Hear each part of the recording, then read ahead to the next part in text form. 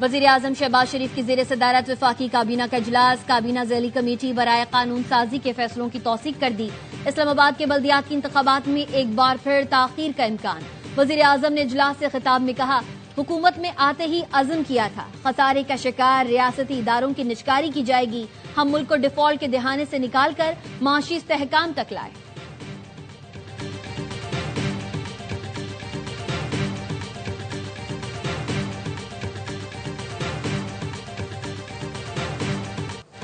Pakistan stock market نے نئی تاریخ رقم کر لی۔ 100 انڈیکس نے پہلی بار 1,79,000 کی سطح عبور کر لی۔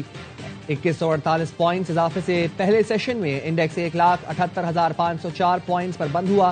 دوران کاروبار انڈیکس میں 2661 پوائنٹس تک کا اضافہ دیکھا گیا۔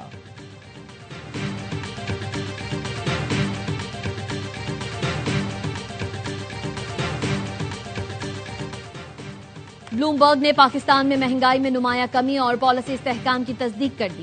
عالمی مالیاتی اعداد و شمار کے لیے بلومبرگ کی پاکستان سے متعلق جائزہ رپورٹ کے مطابق پاکستان میں قیمتوں کا استحکام اور معاشی نظم و نسق بہتر ہو رہا ہے۔ دسمبر میں افراط زر 5.6% رہا، جو نومبر کے 6.1% سے کم ہے۔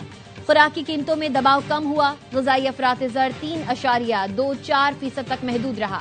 اسٹیٹ بینک نے استحکام کو مد نظر رکھتے ہوئے پالیسی ریٹ تقریباً 36 سال کی کم ترین سطح پر کیا۔ کم مہنگائی سے قوت خرید میں بہتری اور صارفین کے لیے ریلیف کے امکانات بڑھے۔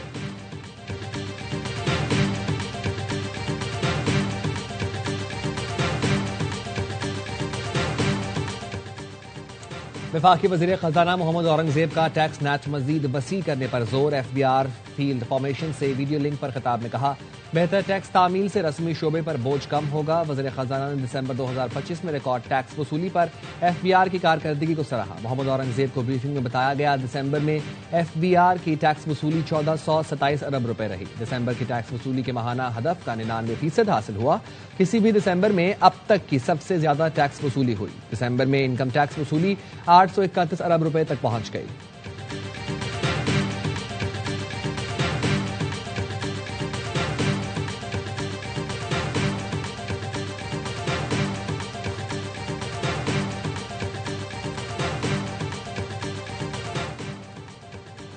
پاکستان چین کے بنیادی مفادات بالخصوص تائیوان معاملے پر حمایت کا اعادہ کرتا ہے۔ ترجمان دفتر خارجہ کا کہنا ہے، پاکستان تائیوان کو چین کا ناقابل تقسیم حصہ تسلیم کرتا ہے۔ پاکستان ون چائنا پالیسی پر مکمل طور پر کاربند ہے اور ہر موسم کی تزویراتی شراکت دار ہے۔ پاکستان چین کے ساتھ اپنی مضبوط شراکت داری جاری رکھے گا۔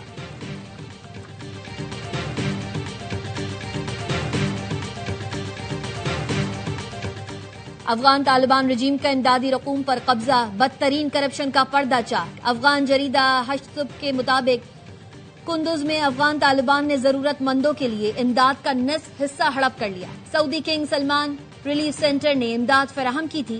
امریکی special inspector general for Afghanistan reconstruction کی رپورٹ کے مطابق افغان عوام کے لیے بین الاقوامی امداد $10 بلین پہنچی۔ سب سے زیادہ امریکہ نے فراہم کی، $293 ملین۔ دہشت گرد نیٹ ورکس کے ہاتھ لگ چکے۔ امریکہ افغانستان کے لیے تمام امداد مکمل طور پر معطل کر چکا۔ 26 نومبر احتجاج کیس میں علیمہ خانم سمیت ملزمان کو پیش ہونے کی آخری مہلت۔ اے ٹی سی راولپنڈی میں علیمہ خانم سمیت 11 ملزمان کے خلاف مقدمے کی سماعت 5 جنوری تک ملتوی کر دی۔ عدم پیشی پر 3 ملزمان ساجد علی، محمد حنیف اور علی رضا کے قابل ضمانت وارنٹ گرفتاری جاری۔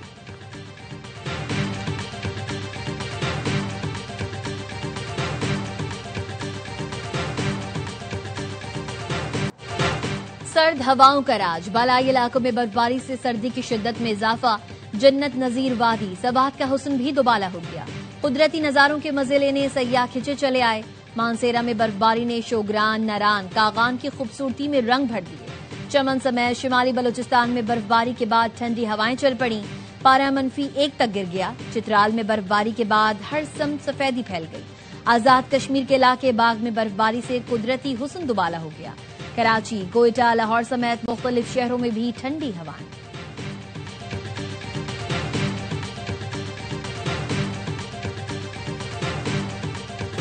مودی کے سفاق دور حکومت میں صحافیوں کا قتل، گرفتاریاں، تشدد اور جبری گمشدگیاں۔ بھارتی جریدہ دی وائر کے مطابق 2025 میں 14,800 سے زائد صحافیوں کو تشدد کا نشانہ بنایا گیا. 8 صحافی اور ایک سوشل میڈیا انفلوئنسر کو قتل جبکہ 117 افراد کو آزادی اظہار رائے کے جرم میں پابند سلاسل کیا گیا.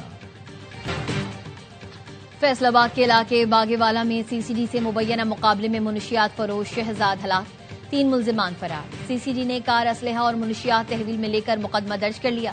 گجراوالا کے مختلف علاقوں میں 3 مبینہ پولیس مقابلے، 6 منشیات فروش زخمی حالت میں گرفتار، 2 فرار ہو گئے.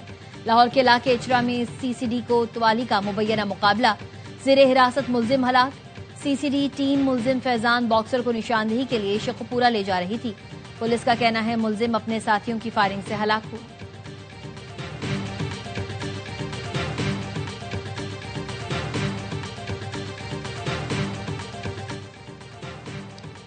خیبر پختونخوا میں سروس پر سیلز ٹیکس وصول میں 30% اضافہ. رواں مالی سال کے 6 ماہ میں 23 ارب روپے سیلز ٹیکس وصول ہوا. گزشتہ سال یہ وصولی 18 ارب روپے تھی. سروسز ٹیکس نیٹ میں توسیع کے مثبت نتائج سامنے آ رہے ہیں. ایران کے مختلف شہروں میں مہنگائی اور کرنسی کی گرتی ہوئی قدر کے خلاف احتجاج، جھڑپوں میں 6 افراد ہلاک، درجنوں زخمی. مظاہرین نے کئی سرکاری عمارتوں پر دھاوا بولا. ہنگامہ رائے میں ملوث 30 افراد گرفتار. ایرانی صدر کہتے ہیں اگر ہم لوگوں کی روزی روٹی کا مسئلہ حل نہیں کرتے تو ہم جہنم میں جائیں گے.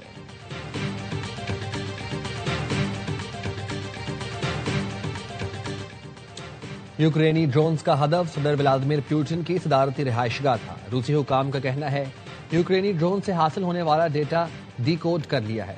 حملہ شمالی نووگورڈ ریجن میں واقع صدارتی رہائش گاہ پر کیا جانا تھا. حملے کے شواہد امریکہ کے ساتھ بھی شیئر کیے جائیں گے. یوکرینی صدر نے الزامات کو روس کی جانب سے گھڑا گیا پروپیگنڈا قرار دے دیا.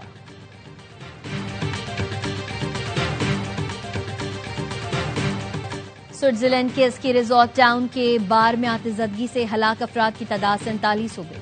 115 افراد زخمی. حادثہ سال نو کی تقریب کے دوران پیش آیا. سوئس حکام کے مطابق جھلس کر مرنے والوں کی شناخت میں کئی دن لگ سکتے ہیں. رن فار کراچی پہلے ہوتا تھا رن اوے فرام کراچی. چلوا جتنا لوگ بھاگنے والا فٹنس تھوڑی سی مشکوک ہے. میراتھن اتوار کے روز فل میراتھن جو 42 کلومیٹر کی ہوتی ہے، ہمارے جیسے ایمیچورز کے لیے 5 کلومیٹر کی ایک میراتھن صبح 10 بجے سٹارٹ کی جائے گی. پہلے نعرہ ہوتا تھا بھاگو کراچی سے، لیکن اب ایسا نہیں ہوگا. شہر قائد میں اتوار کو ہونے والی میراتھن کا سلوگن ہے run for Karachi. Mayor Karachi Mirza Wahab نے پریس کانفرنس میں بتایا پروفیشنل میراتھن 42 کلومیٹر طویل ہوگی. اس میں بین الاقوامی کھلاڑی بھی شرکت کریں گے. نان پروفیشنل میراتھن کا ٹریک 5 کلومیٹر طویل ہوگا.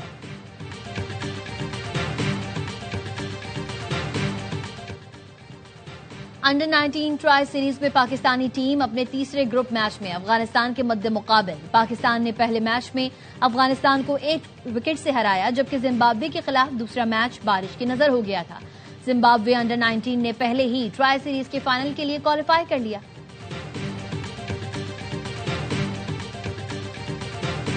اس ٹائم کوشش ہے وہ وومن ورلڈ کپ کی ہے جو پاکستان میں کرانا ہے، جو پاکستان کے لیے بڑا اعزاز ہوگا. ہم نے کسی چیز میں پیر نہیں کر رہے، ہر چیز برابری کی بنیاد پہ کریں گے. دوسری سائڈ سے کیا چیز آ رہی ہے اس کے حساب سے فیصلہ کریں. یہ نہیں ہوگا کہ ہم ان کو بیک کر رہے ہوں کہ ہم یہ کرنا چاہتے ہیں، یہ نہیں ہوگا. کوشش ہوگی ویمنز ورلڈ کپ بھی پاکستان میں کرائیں. چیمپئنز ٹرافی کے وقت تمام ٹیمیں پاکستان آئی تھیں. Chairman P C B Mohsin Naqvi کی کراچی میں میڈیا سے گفتگو. کہا بھارت کے ساتھ اپنے موقف پر قائم ہیں، برابری کی بنیاد پر ہی بات ہوگی. لاہور سے زیادہ اچھا کراچی کا گراؤنڈ بنائیں گے. پی سی بی چیف نے کہا ہم کھلاڑیوں کو سپورٹ کریں گے، کھیلنا ان کا کام ہے.